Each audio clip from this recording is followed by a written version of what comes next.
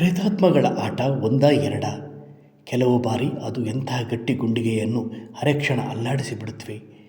ಕಣ್ಣಿಗೆ ಕಂಡರೂ ಕಾಣದಂತೆ ಕಣ್ಣಾಮುಚ್ಚಾಲೆ ಆಟವಾಡಿಸಿಬಿಡುತ್ತವೆ. ಅವುಗಳ ಎದುರಿಗೆ ನಿಲ್ಲೋಕ್ಕೂ ಆಗದೆ, ಹೆದರಿಸೋಕ್ಕೂ ಆಗದೆ ಬೆಚ್ಚಿ ಬೆದರುವಂತೆ ಮಾಡಿಬಿಡುತ್ತವೆ. ಅಷ್ಟಕ್ಕೂ ನೀವು ಎಷ್ಟೆಷ್ಟೋ ಆತ್ಮಗಳು ಏನನ್ನೋ ಕೇಳಿದ್ದನ್ನು ಕೇಳಿದ್ದೀರಿ. ಆದರೆ ಇಲ್ಲಿ ಮಾತ್ರ ಆತ್ಮಗಳು ಕೇಳೋದು ಮಾತ್ರ ವಿಚಿತ್ರವಾಗಿದೆ.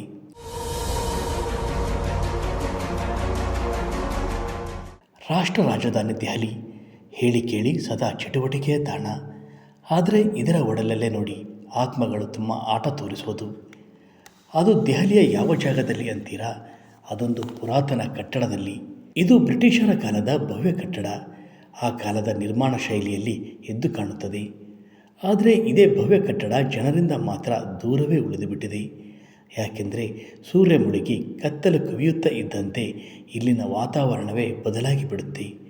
ಅದೇನೋ ಸದ್ದು, ಅದ್ಯಾವುದೋ ನೆರಳು, ಇನ್ಯಾವುದೋ ಆತ್ಮ, ಇನ್ಯಾವುದೋ ಧ್ವನಿ, ಹೀಗೆ ಹಲವಾರು ಅನುಭವಗಳು ಆಗತೊಡಗುತ್ತವೆ. ನಿಮಗೆ ಅಚ್ಚರಿಯಾಗಬಹುದು, ಇಲ್ಲಿ ಸುಳಿದಾಡೋದು ಬ್ರಿಟಿಷರ ಆತ್ಮವಂತೆ.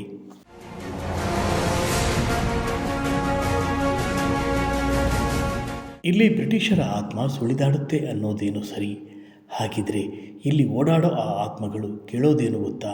ಇತ್ತ ಓಡಾಡೋ ವಾಹನ ಸವಾರರನ್ನು ತಡೆದು ನಿಲ್ಲಿಸುತ್ತವಂತೆ. ಸಿಗರೆಟ್ ಎಳೆಯಲು ಬೆಂಕಿ ಪೊಟ್ಟಣ ಕೇಳುತ್ತವಂತೆ. ಅಯ್ಯೋ, ಯಾರೋ ಬೆಂಕಿ ಪೊಟ್ಟಣ ಕೇಳ್ತಾ ಇದ್ದಾರೆ, ಕೊಡೋಣ ಅನ್ನುವಷ್ಟರಲ್ಲಿ ಆತ್ಮಗಳು ಮರೆಯಾಗುತ್ತವಂತೆ. ಕೆಲವು ಸಲ ಇದೇ ಆತ್ಮಗಳು ದಾರಿ ಕೇಳುವ ನೆಪದಲ್ಲಿ ಇಲ್ಲಿಗೆ ಬಂದು ಮರೆಯಾಗುತ್ತವಂತೆ. ಹೀಗೊಂದು ಕತೆ ಈ ಮ್ಯೂಟಿನಿ ಮೆಮೋರಿಯಲ್ ಬಗೆಗೆ ಕ್ಷಣ ಕ್ಷಣಕ್ಕೂ ಕೇಳಸಿಗುತ್ತದೆ. ಇನ್ನು ಕೆಲವರು ಇಲ್ಲಿ ರುಂಡವೇ ಇಲ್ಲದ ಆತ್ಮಗಳು ಓಡಾಡುತ್ತವೆ ಅಂತಲೂ ಹೇಳ್ತಾರೆ. ಇದರಿಂದ ಇತ್ತ ಜನರು ಸುಳಿಯೋಕೆ ಭಯಪಡ್ತಾರೆ. ಹೀಗೆ ಭಯ ಹುಟ್ಟಿಸಿರೋ ಈ ಕಟ್ಟಡದ ಹಿಂದೆ ಸ್ವಾತಂತ್ರ್ಯ ಸಂಗ್ರಾಮದ ಕೆಚ್ಚಿನ ಕಥೆ ಇದೆ. ಅದು ಏನೆಂದರೆ 1857ರ ಸಮಯ ಭಾರತದಲ್ಲಿ ಸ್ವಾತಂತ್ರ್ಯದ ಕೂಗು ಮೊಳಗಿತ್ತು. ಬ್ರಿಟಿಷರ ವಿರುದ್ಧದ ಹೋರಾಟದ ಕಹಳೆ ಜೋರಾಗಿತ್ತು. ಆ ವೇಳೆ ಅದೆಷ್ಟೋ ಭಾರತೀಯ ಬ್ರಿಟಿಷ್ ಆಡಳಿತಶಾಹಿಗಳ ವಿರುದ್ಧ ಸಿಡಿದೆದ್ದಿದ್ದರು.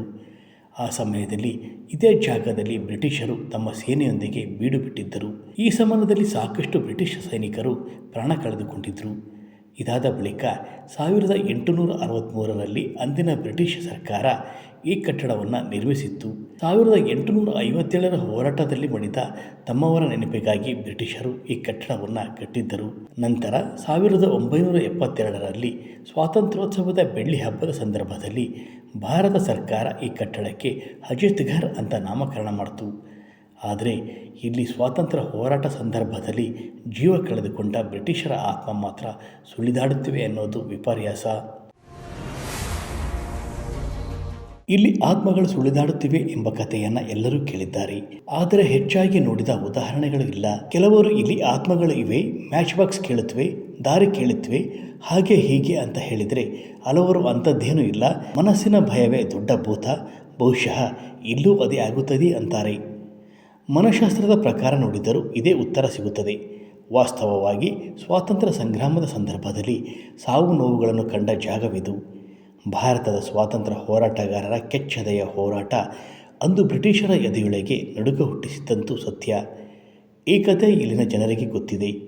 ಇಲ್ಲಿ ಒಂದಷ್ಟು ಬ್ರಿಟಿಷ್ ಸೈನಿಕರು ಸಾವನ್ನಪ್ಪಿದರು ಎಂಬುದು ಎಲ್ಲರಿಗೂ ತಿಳಿದಿದೆ.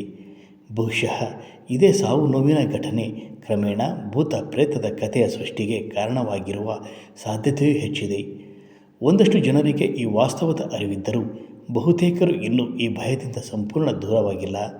ಹೀಗಾಗಿ ಈ ಕೆಂಪು ಕಟ್ಟಡ ಕೆಲವರ ಪಾಲಿಗೆ ಇನ್ನೂ ಭಯ ಸೃಷ್ಟಿಸುವ ತಾಣವಾಗಿಯೇ ಉಳಿದಿದೆ.